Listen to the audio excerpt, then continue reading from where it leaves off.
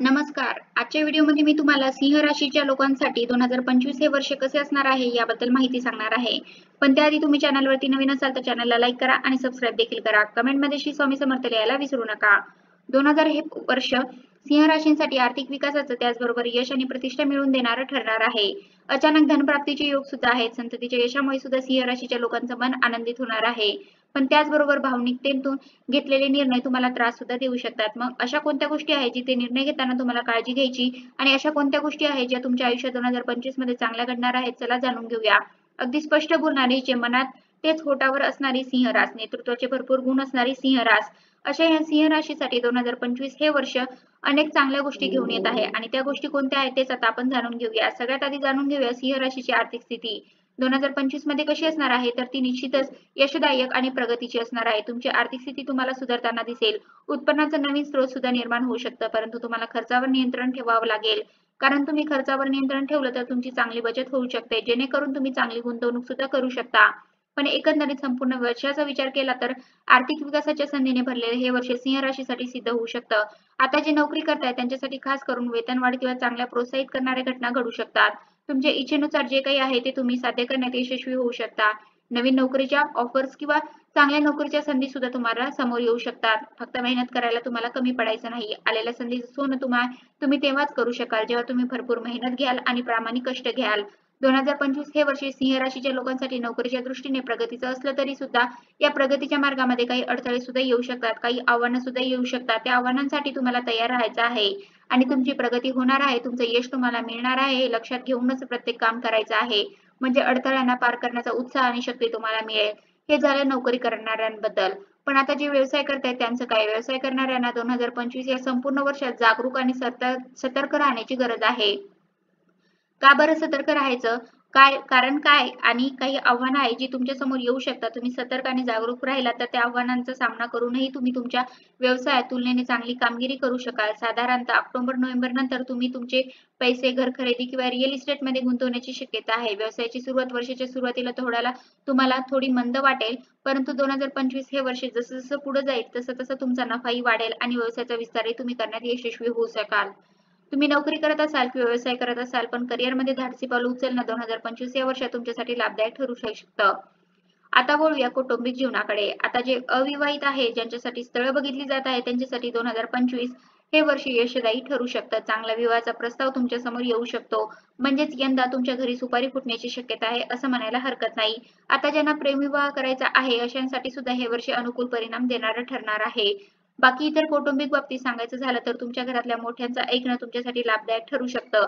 त्याचबरोबर कुटुंबामध्ये काही समस्या निर्माण होऊ शकतात ज्याचा त्रास तुम्हाला आणि तुमच्या घरातल्यांनाही होऊ शकतो. पण संयमाने परिस्थिती हाताळली तर त्या समस्याचं निराकरण सुद्धा होणार आहे. त्यामुळे तुम्हाला थोडा संयम ठेवायचा आहे. एकमेकांना समजून घेण्याचा प्रयत्न करायचा आहे.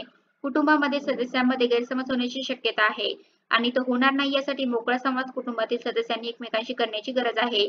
जे शिक्षण घेत आहेत किंवा स्पर्धा परीक्षा देत आहेत त्यांच्यासाठी 2025 हे यशदायी ठरू शकतं. ऑक्टोबर नंतर सिंह राशीच्या लोकांसाठी विदेश यात्रेचे सुद्धा योग आहेत, पण फेब्रुवारीपर्यंत तुम्हाला जरा खर्चाची चिंता राहील. त्यावर नियंत्रण तुम्हाला ठेवावं लागेल.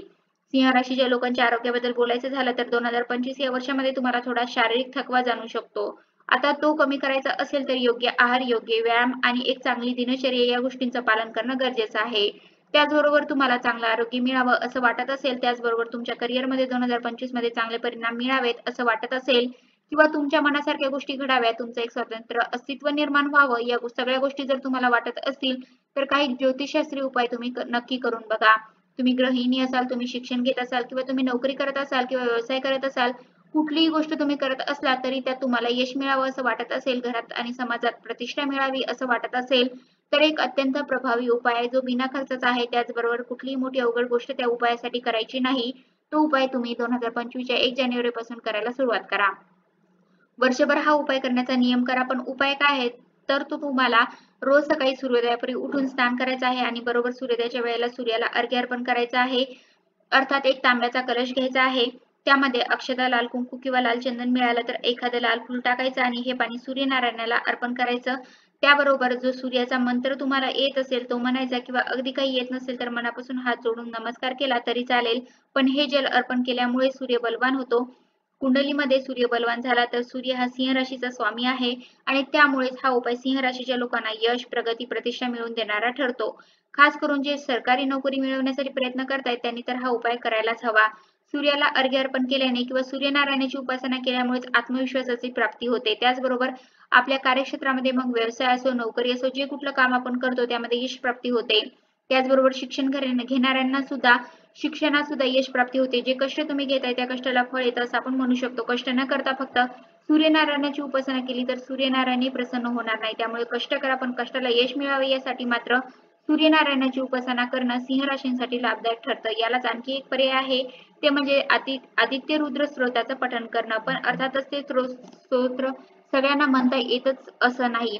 म्हणूनच सूर्याला जल अर्पण करणं हा साधा उपाय आहे, जो स्त्रिया सुद्धा करू शकतात. स्त्रियांनी अडचणीचे 4 दिवस मात्र सोडून द्यावे. विद्यार्थी दशेत असलेले विद्यार्थी सुद्धा करू शकतात, लहान मुलं सुद्धा करू शकतात. त्यामुळे सगळ्यांचा सूर्य बलवान होईल आणि सूर्य बलवान झाला तर आपल्या कार्यक्षेत्रामध्ये प्रगती होते, यश आणि प्रतिष्ठा मिळते. त्याचबरोबर जर तुमच्यात आत्मविश्वास कमी असेल, खास करून मुलांमध्ये आत्मविश्वासाची कमतरता असेल तर ती सुद्धा दूर होते. पण सगळ्यात महत्त्वाची सूचना, आज 1 दिवस केलं, 2 दिवस नाही केलं, तिसऱ्या दिवशी परत केलं, चौथ्या दिवशी नाही केलं, अशी उपासना होत नाही. न चुकता रोज करणं गरजेचं आहे, कारण सूर्य रोज उगवतो ना, एखाद्या दिवशी सूर्याने दांडी मारली असं होत नाही. त्यामुळे सूर्याच्या उपासनेमध्ये नियमिततेला महत्त्व आहे.